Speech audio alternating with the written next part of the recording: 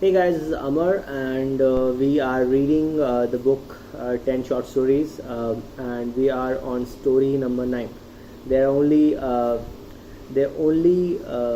two stories left in the book, and we've almost finished it. And after this, I will move on to the other books. There are a few books that I'll read, which are short stories or poetry for kids, and I'm going to read them. And after that, we'll move on to two thicker books, which are one is a love story and one is a philosophy book, will literally explain how life functions. I know that book will never have any commercial value, but I wrote that book literally to explain life to myself, right? And once we read that book, I'll explain why I wrote that, right? Cool. So let's read. So this is a story about retirement, and my idea about retirement is that we should never retire. I mean, I never understand the whole idea of people retiring, and I am not going to retire. I don't think anybody should retire. So when it comes to retirement, I think the idea is that we should not retire from work. We should only retire from life. So we'll start the story. Just give me a second. I'm just like, because I had to record this video again because I recorded this and there was no sound for some reason. I don't know what happened to the camera. So we're recording this again. So life is a battlefield. Die fighting. I do not understand retirement from work. I do not think anybody should retire from work. There should be only one form of retirement from life, which is anyways compulsory. From the perspective of business, it makes sense for companies to let young people take over responsibilities when people retire from companies. Young people bring new ideas and new initiatives to the table, which makes the business grow in new directions. However, as individuals, it is important for us to realize that we are born to work. That's the most important thing about life. Work is the most important thing about life. Many successful businessmen do not want to retire since they were the ones who founded the business, and the business is them. Richard Branson, the founder of Virgin Group, has mentioned in his autobiography that he enjoys what he does so much that the thought of retirement does not attract him. Mr. Venkat Swami, or Dr. V, as he was universally known, started Arvind Eye Care System at 58. He died at the age of 87 and his legacy continues. Arvind is one of the largest and most productive eye care facility in the world. Ray Kroc pioneered the McDonald's concept at 52. He did not pioneer, he bought it from McDonald's brothers, but he started at 52. Khushwant Singh wrote well into his 90s. Gritty and determined people who proved over and over again that age is just another number. Do not let age stop you from achieving your dreams. It is never too late. You are only as old as you think you are. Let me tell you a story.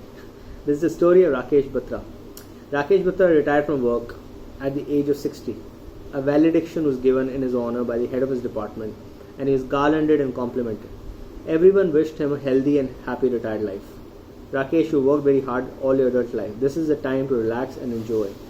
Please do not get stressed at all. Remember, as they say in Hindi, Chinta Chita Saman. Anxiety is like fire. And anytime you wish to come back to the office, say hi to us, please do. We'll all welcome you with open arms. After all, this is your office. All best. This is the beginning of a new chapter in Rakesh's life. He felt that this would be the last. He had married off his two kids. One lived in Bangalore and the other lived in the United States of America. They had their own families. He had been waiting to retire for the last few years. He thought that he had already achieved everything that he was supposed to achieve, and what more was there to life. That is typical middle class attitude in India. Even, I think, largely middle class. In his neighborhood itself, there were a few men who had retired and now spent time at home. This was what most people do. They spend time with their likes, talking about politics and cursing the leaders, eating, sleeping and traveling. This is what he will do also. He had been a clerk for most of his life in a government department, and he had a menial job, in his own view. He lived to make sure that his kids got good education and that his family was well fed. That was something he managed to ensure with his job. A job is meant to provide for the family, after all. He did not ever think about having a purpose in life. Most people live purposelessly, after all, he thought. This talk about life purpose was all mumbo jumbo. His kids were doing well for themselves. His son was a software engineer working for a multinational corporation in Seattle. He was married and had a son. So he had a grandson, which is quite an achievement. His daughter worked as an English teacher in Bangalore. The family had decided that teaching was the best profession for a girl since it allows her to manage work and family very well, and that is why she was made to go for B.Ed, Bachelor of Education, after finishing her schooling. She was married to an engineer also. They had a daughter. It was an achievement again. When people die, their life should be measured by the yardstick of how many generations they've been able to see. seemed to be the general consensus in the society. So now he was retired. It was his first day, having retired yesterday.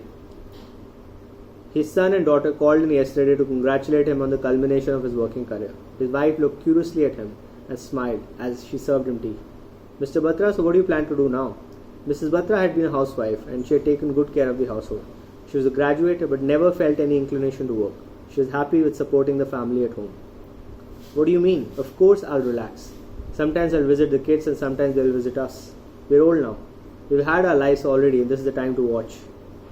Thank God the routine is over. I mean the routine of getting up in the morning, rushing to work and sleeping, then getting to go to that boring job every day. I did everything for the children and I'm happy they are doing fine with their lives. What contentment it is. You're also an old woman now. Do not exert too much. Would you like a full-time maid? I can afford one, Thanks to the reasonable pension I'll continue to receive from my company. And then for money matters, we can always ask our children. I hope they'll not say no. What do you think? Yes, even I think they will not. But I do not think we should ask them for money. It is such an expensive life these days and they have their own expenses. I do not need a maid anyways. I need some work to keep going. What will I do otherwise? The household work had never been too stressing for me, Mrs. Batra said.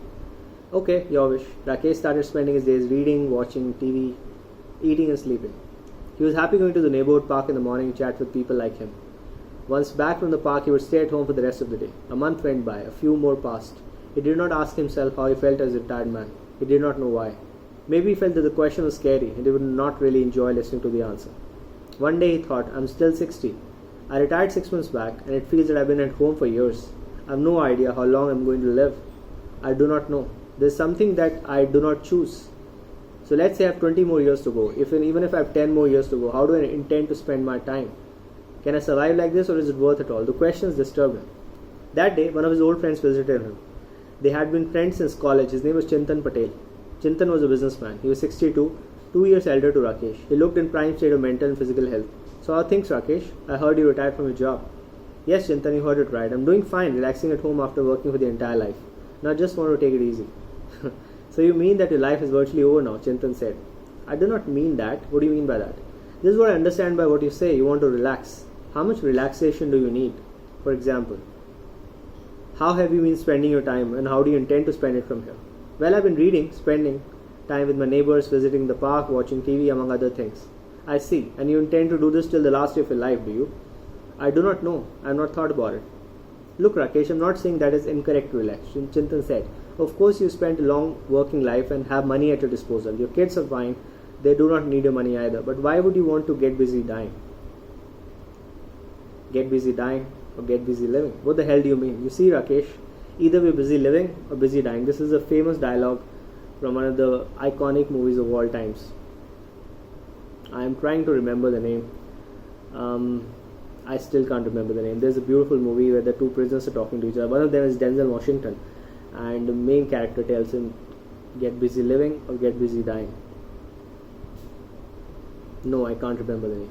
When people ask him if I have any plans to retire, the question does not make sense to me. I have a business which I started many years back. The business has expanded and I have delegated the majority of responsibility to my two sons. They take care of the operations and the finances, but I still provide directional guidance. But I'm also involved in social projects which give me immense satisfaction. I've started an NGO which helps underprivileged children. I do not intend to retire from work. Chintan continued. I mean, work is my life. If I do not work, what am I supposed to do? Watch TV and waste precious time of my life? I do not know, Chintan. Rakesh said, everyone is not like you. There's so many people who make different decisions and accordingly spend their time. Well, okay, it's your choice. After all, you have my business card. If you need to talk to any time about how you may usefully want to use your time, call me. Okay, I will. I'll think about it. Great. I'll get going now. Things to attend to. It was a nice meeting you, Rakesh, after a long time. Take care.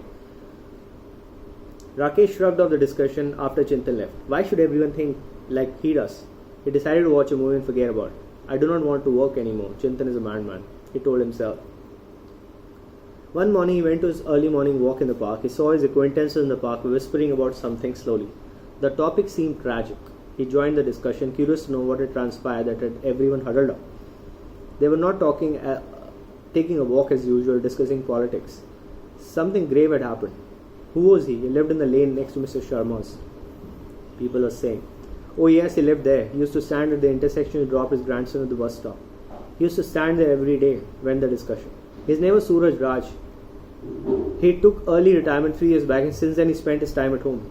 Yesterday in the evening, got angry with the vegetable vendor. It led to a bitter argument. He was shouting at him when he suddenly collapsed. Apparently, he had a heart attack. He never woke up. Yes, it is possible. Nobody understands why these things happen.